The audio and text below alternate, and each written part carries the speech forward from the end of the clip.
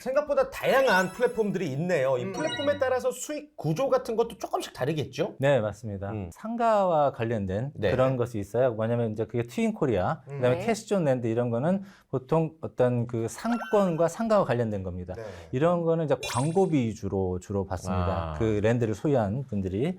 그다음에 이제 우리가 어스2, 뭐 메타버스2, 그다음에 뭐 넥스트 어스, 그다음에 오픈 메타 시티 뭐 이런 거 있죠. 그러니까 아파트라든가 어떤 도시를 반영하는 것들. 네. 이런 것들은 주로 임대료가 주가 되고 그다음에 나중에 가서는 임대료가 상승하면서 그 부동산의 가치가 올라가면 네. 이제 시세 차익을 노리는 그런 구조로 볼 수가 근데 거기에 있습니다. 누가 살아요 지금? 그런 말씀하시면 어떡해요? 아니 누가 사냐 궁금하잖아요. 아무래도 조금 뭐 의아한 부분들이 있죠, 분명히. 네. 예. 뭐 걱정되는 부분이 있으세요, 혹시? 아 저는 네. 솔직히 지금 제가 네. 플랫폼에 대해서 막 이렇게 설명을 했지만 네. 이런 자산들이 없어지는 거 그런 것도 걱정이 되긴 아, 하죠. 플랫폼 그치. 자체가 없어지면 그치. 그렇지. 내 자산이 네. 다 날아가는 거 아닌가 이런 맞아. 걱정도 할 것 같아요. 누가 들고 튈 수도 있고. 네. 네, 맞습니다. 네. 네, 들고 아, 튄다고. 죄송합니다. 너무 제가 몰입을 해서, 예. 아, 네. 네. 저 순간 놀랐습니다. 그러니까 뭐 이렇게 그 튈 수 있다는 게 뭐냐면 들고 튀지는 못하고 예. 이제 그냥 러그풀이라고 합니다. 일명 그 전문 용어로 우리가 가상자산 때 네. 나왔던 거예요. 그래서 가상자산을 이렇게 하겠다고 이렇게 사업을 벌려놓고 네. 투자금만 받고 튀는 네. 거죠. 네. 그게 이제 러그풀이라는 건데 네. 가상부동산이라고 해서 그게 없다라고 볼 수는 없어요.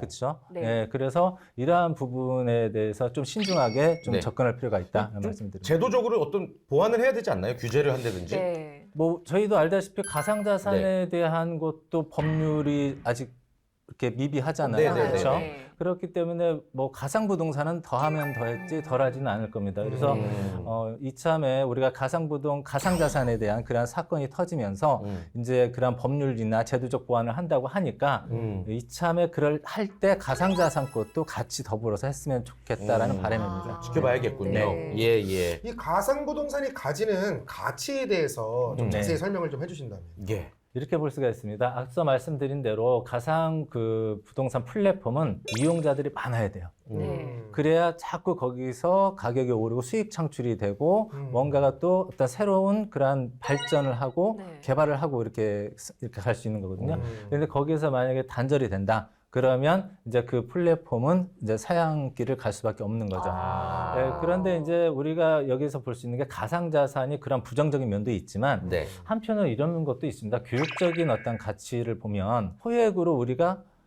얼마든지 그러한 시행착오 실패, 부동산에 대한 실패를 경험함으로써 나중에 이제 현실 부동산에 투자할 때는 많은 좀 노하우를 쌓을 수 있다는 점도 있고요. 네. 그 다음에 우리가 가상 부동산과 관련된 여러 가지 기술들이 있습니다.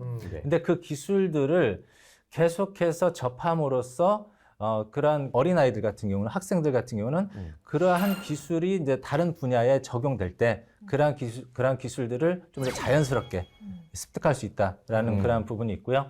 그다음에 이제 우리가 또 그러한 그 여러 가지 그런 기술들이 네.